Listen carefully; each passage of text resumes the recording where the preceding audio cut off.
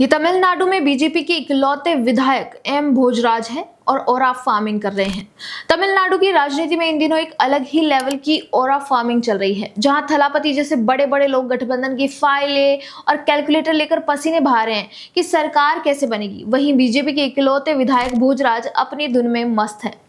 भोजराज पहले ही राज्य में बीजेपी का खाता खुलाकर ओरा फार्मिंग कर चुके हैं और अब उनको देखे तो लगता है कि उनके आगे 108 सीटों वाली टीवी के भी कितना स्ट्रगल कर रही है। कुछ लोग इनकी तारीफ कर रहे हैं कि अकेले होकर पार्टी की सीट दिलाई है, यहां तक कि भोजराज को पार्टी बदलने के लिए कथित तौर पर ऑफर भी मिल रहे हैं। खैर, बाकी पार्टियों के दफ्तरों में सन्नाटा है या अफरा तफरी, लेकिन भोजराज का स्वैग अलग है।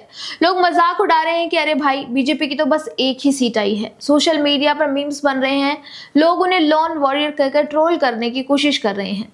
लेकिन शायद ये लोग इतिहास पढ़ना भूल गए। याद दिलाना जरूरी है कि एक समय ऐसा था जो पूरे हिंदुस्तान में बीजेपी के पास सिर्फ 2 सीटें थी। तब भी लोग ऐसे ही हंसते थे, यहाँ तक कि संसद में भी भाजपा के उन 2 सांसदों की मजाक बनाई जाती थी। फिर क्या हुआ? आज वो 2 पूरे देश को चला रहे हैं। ज्यादा दूर क्यों जाना, पश्चिम बंगाल को ही देख लीजिए। वहां भी एक वक्त पर बीजेपी के पास मात्र 2 सीटें थी। आज बंगाल में बीजेपी के मुख्यमंत्री ने प्रचंड बहुमत के साथ शपथ ली है। तो जो लोग भोजराज की एक सीट पर हंस रहे हैं, वो असल में उस बीज को नहीं देख पा रहे जो तमिलनाडु की जमीन में पड़ चुका है।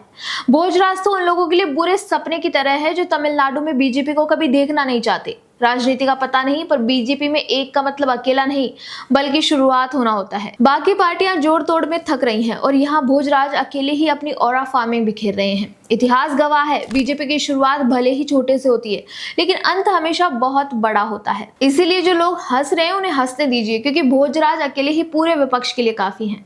आपको हमारा वीडियो पसंद आए तो इसे लाइक, शेयर एंड सब्सक्राइब करें और हमारे बाकी के चैनल्स को भी फॉलो करना मत भूलिए।